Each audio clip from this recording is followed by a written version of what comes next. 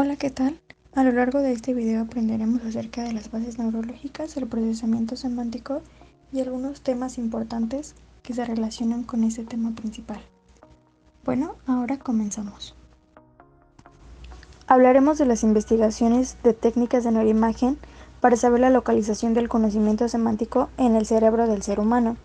Se obtuvo como resultado que el correlato neural de la memoria semántica se encuentra localizado en el lóbulo temporal, existiendo como debate que puede encontrarse en el lóbulo frontal y parietal. La forma para poder estudiar lo que es el sustrato neural del procesamiento semántico se hace a través de dos técnicas de neuroimagen, la tomografía por emisión de positrones y la resonancia magnética funcional. Para poder hacer este estudio se realiza una actividad que es denominación de dibujos. Mientras se registra esa actividad cerebral ante las dos técnicas de neuroimagen ya mencionadas. Como ejemplo, pusimos la mesa. Ante el dibujo de la mesa, el cerebro del candidato comienza a activar a llevarlo a lo que son tres subprocesos. El primer subproceso es la percepción visual del objeto, observar la imagen, pasa al segundo subproceso, que es la activación de la entrada semántica correspondiente y selección, que sabe si lo conoce, sabe el uso y significado de la imagen, puede saber que es una mesa y pasa al tercer subproceso para poder decir la producción de la palabra. Ahora bien, cada uno de estos tres subprocesos se encuentra en la localización en nuestro cerebro. El primero se encuentra en el lóbulo occipital, el segundo subproceso se encuentra en el lóbulo temporal y finalmente el tercer subproceso se encuentra en el lóbulo frontal. Ahora bien, gracias a estos estudios se pudo observar que se activa una amplia red de neuronas que se distribuyen por la parte del lóbulo frontal, temporal y occipital, dando como correspondencia que el lóbulo occipital corresponde a la percepción del objeto. Ahora bien, anteriormente se había comentado que estaba como candidato el lóbulo frontal y parietal para poder decir que ahí se aloja lo que es el procesamiento de los significados. Y como conclusión, gracias a esta investigación, se obtuvo que es el lóbulo temporal en donde realmente se aloja el procesamiento de los significados. Para poder realizar estos estudios también se realizaron otro tipo de actividades que se oponen al acceso semántico. Ahora bien está la fluidez categorial. Aquí se le pide al paciente que ayude y que nos diga un mayor número de palabras en un tiempo determinado. Podrías decirle, necesito que en un minuto me digas todas las palabras de animales. Le dices la categoría que tú quieras. En la decisión semántica, aquí tiene que decidir si un objeto pertenece o no a una categoría dada. En este caso, si una pera es o no una herramienta. Como último tenemos lo que es el emparejamiento semántico. Aquí tiene que elegir entre dos candidatos cuál está asociado semánticamente a un tercero. En este caso pusimos un serrucho, un tronco y un helado. Tiene que percibir que el helado es el que no corresponde semánticamente a un tercero.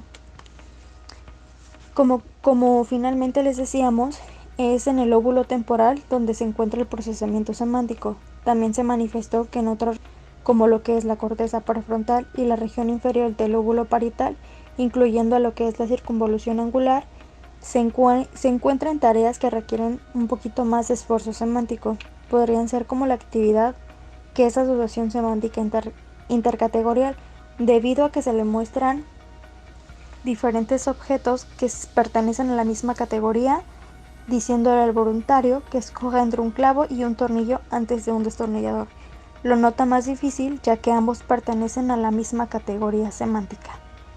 Estas son las actividades que son un poco más de esfuerzo semántico. Categorías semánticas en el cerebro. Como hemos hablado de la semántica, se hablará del procesamiento semántico.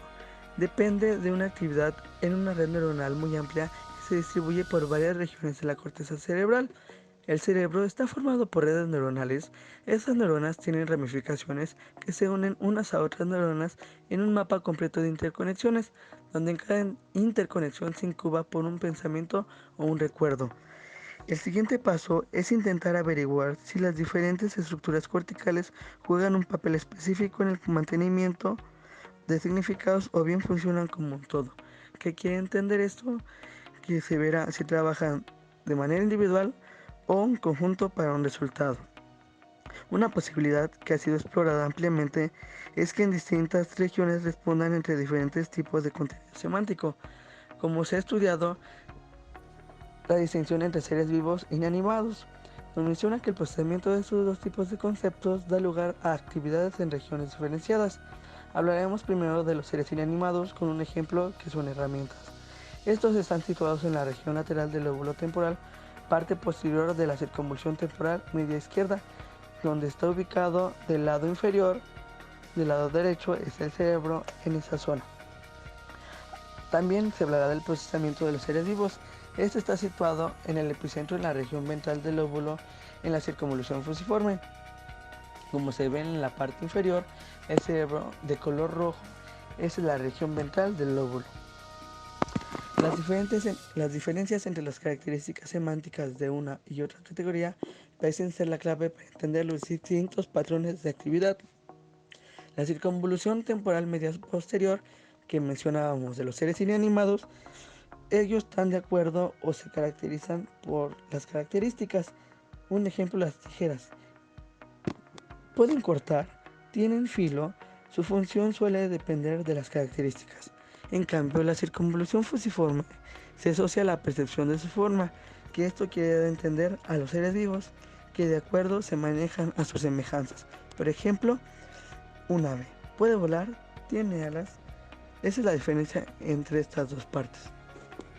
Algunos autores han estudiado el sustrato neuronal del procesamiento semántico de significados relacionados con otro tipo de conceptos como acciones, verbos o cualidades o adjetivos. Bulwer-Müller, al estudiar el correlato neuronal, correlato es base, entonces queremos entender que la base neuronal de la lectura de verbos referidos a movimientos de distintas partes del cuerpo. Se le pidió a un grupo de participantes que leyeran verbos como lamer, coger, patear y luego realizar la acción. Esto da a entender que se situaron regiones de la corteza motoras similares o cercanos a los que se activaban cuando pidieron los voluntarios que realizaran esos mismos movimientos.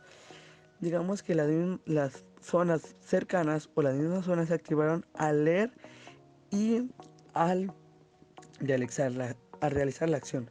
Los verbos de movimiento se activan además regiones posteriores de la corteza temporal media implicada en la percepción del movimiento, como se ve en la imagen inferior, y un tipo de acciones, como ejemplo, la lectura de objetivos que expresan cualidades visuales se asocian a actividades neuronal en regiones de la corteza ventral y medial del lóbulo temporal encargada de percibir este tipo de características. Como vemos en el cerebro de color amarillo, ahí se encuentra.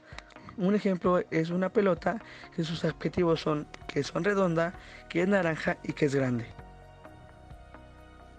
Neuronas espejo son un conjunto de neuronas que se activan cuando se realiza un movimiento concreto, como cuando se ve a otra persona llevarlo a cabo.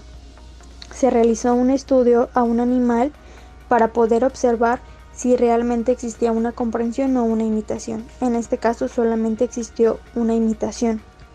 Ahora bien, se considera que estas neuronas están situadas en la región premotora y en el surco superior temporal. Ahora bien, estas se distribuyen principalmente por regiones parietales, pero sobre todo en las frontales, también en la región inferior de la circunvolución precentral y en la parte posterior de la circunvolución frontal inferior.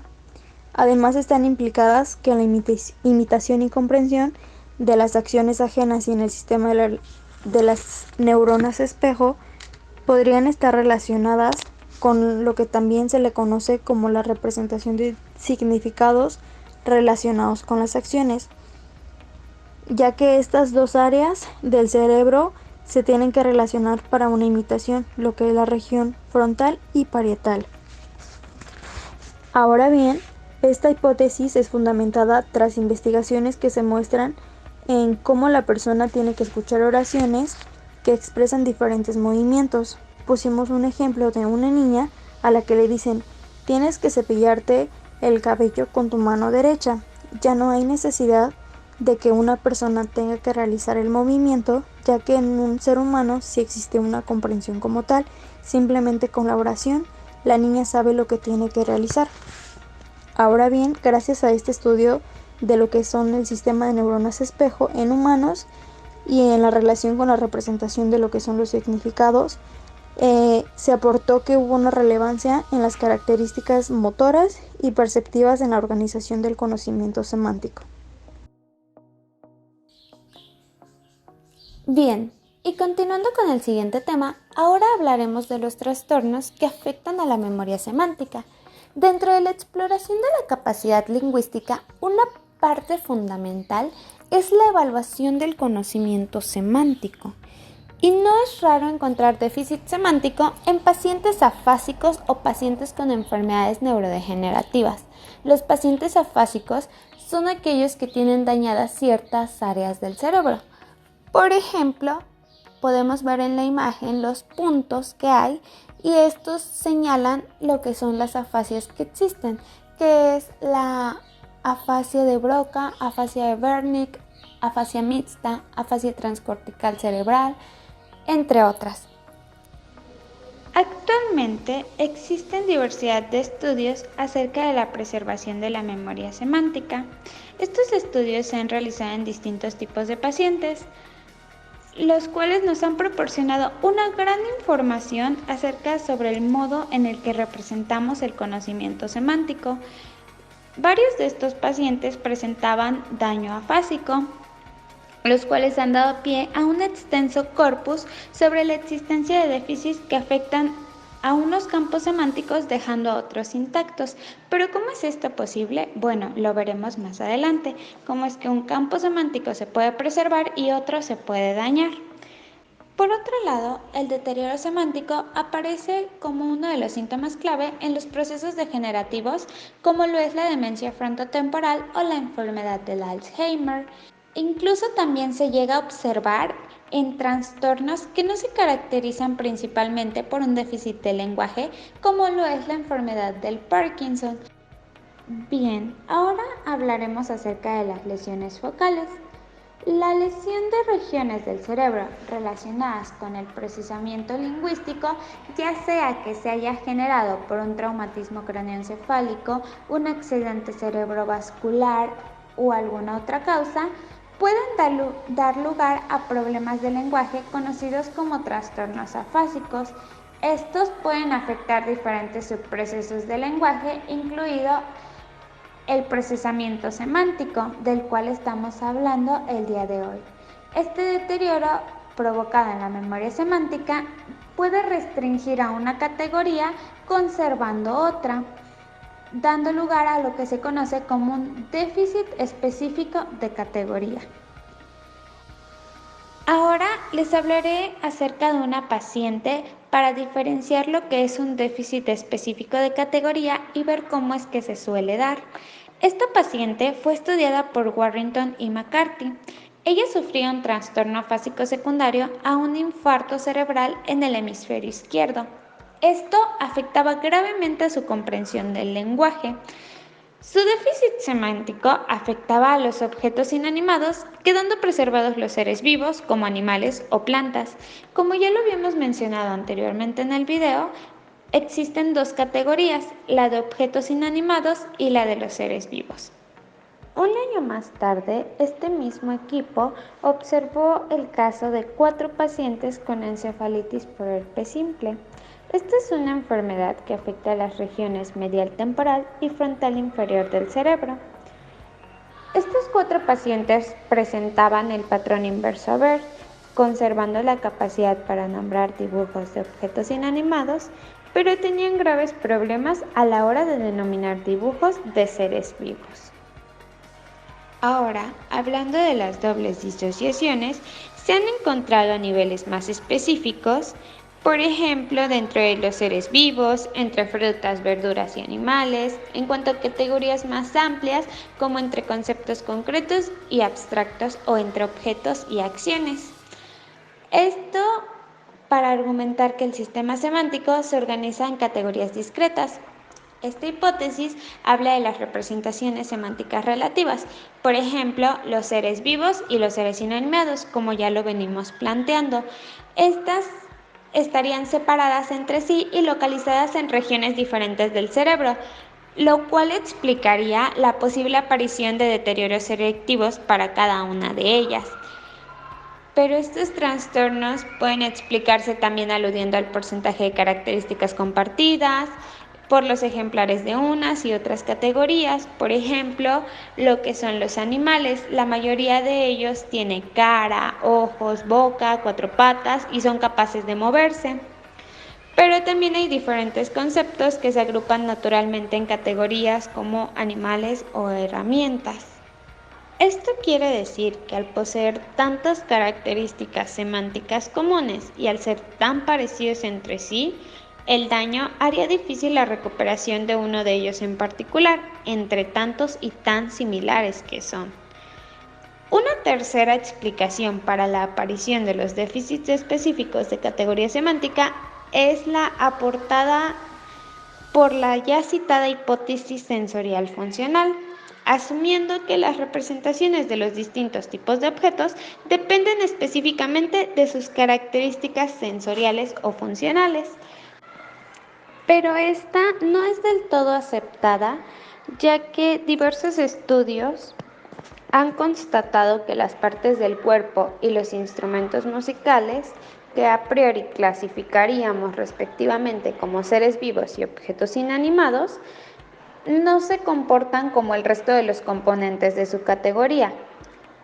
Por un lado, se han encontrado pacientes con dificultades para recuperar información sobre los seres vivos, pero sin embargo no presentan ningún tipo de problema en relación al conocimiento de las partes del cuerpo. Y por otro lado, se han encontrado pacientes con déficits específicos en objetos inanimados, pero suelen mostrar el patrón contrario, con un conocimiento conservado para los seres vivos, pero problemas en cuanto a partes del cuerpo. Y esto nos da a entender que hay una doble disociación, en la cual puede que tengan conservadas unas cosas y otras no, dependiendo de las categorías semánticas, como lo estamos viendo, ya que los instrumentos musicales son seres inanimados y las partes del cuerpo como seres vivos. Pero estos dos tipos de objetos podrían depender de características distintas que el resto de los miembros de su grupo. Trastornos progresivos. Las células más importantes y numerosas son las células nerviosas, llamadas neuronas. En el cerebro humano hay alrededor de 200.000 millones de neuronas. Las enfermedades neurodegenerativas provocan la muerte progresiva de las células cerebrales antes mencionadas. Hablamos de demencia cuando la pérdida neural da lugar a un deterioro en las funciones cognitivas. En este tema abarcaremos enfermedades que afectan en el procesamiento semántico a personas con las mismas. Empezaremos con la enfermedad del Alzheimer. La pérdida neuronal asociada a esta enfermedad comienza en las regiones del hipocampo y la corteza temporal media, como se ve en la parte inferior. Se va extendiendo a las regiones anteriores y laterales del lóbulo temporal, así como del lóbulo frontal. Nos menciona aquí que da deterioro a la memoria episódica. La memoria episódica está relacionada con sucesos autobiográficos de la persona. ¿Qué quiere entender esto? Que no va a poder recordar lo que vivió anteriormente. También afecta en tareas como la fluidez categorial. Estas parecen situarse en las mejores herramientas neurológicas para la detección del DSL. El DSL es otra enfermedad que se va a hablar, que es deterioro cognitivo leve, que se le da a determinado grupo de pacientes con problemas cognitivos mayores. Cuando el deterioro afecta fundamentalmente al campo de la memoria, se conoce como deterioro cognitivo leve amnésico. Este resulta difícil detectarlo mediante pruebas neurológicas. ¿A qué quiere entender esto? Que cuando se realizan este tipo de estudios es muy difícil encontrarse esta enfermedad. Otra enfermedad es la demencia frontotemporal. Se menciona que la atrofia asociada a esta enfermedad aparece en el lóbulo frontal y se distribuye poco a poco hacia el frontal y se distribuye poco hacia el lóbulo temporal. La demencia frontotemporal, su efecto principal es la aparición de trastornos disejecutivos. Esto da a entender que afecta al procesamiento cognitivo, que es la memoria, atención, análisis, razonamiento, entre otras cosas más. Aunque también es común en la afectación del lenguaje. Hay dos tipos de pacientes con demencia frontotemporal: los pacientes con afasia progresiva fluente o demencia semántica. Dice aquí que la demencia semántica se caracteriza por un lenguaje fluente, aunque con problemas de denominación y comprensión de palabras que abarcan varios dominios semánticos. Los pacientes con afasia progresiva primaria o afasia progresiva no fluente, este síndrome se caracteriza principalmente por problemas de producción con errores fonológicos o gramaticales, pero no de contenido semántico. Sin embargo, estudios recientes apuntan a la presencia de un déficit de tipo semántico que afecta de forma selectiva a los significados de los verbos acciones. En el caso de personas con esclerosis lateral amiotrófica, parálisis supranuclear progresiva asociada a la demencia o degeneración córtico o basal, estos pacientes presentan deterioro específico para el conocimiento semántico relacionado con las acciones.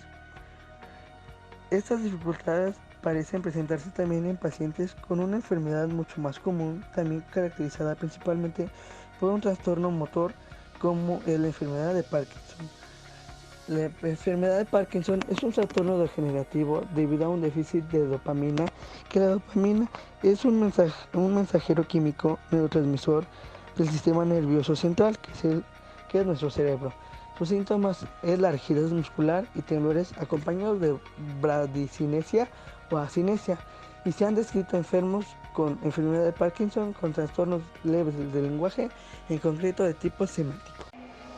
Y eso ha sido todo por el video de hoy. Si les gustó, denle manita arriba.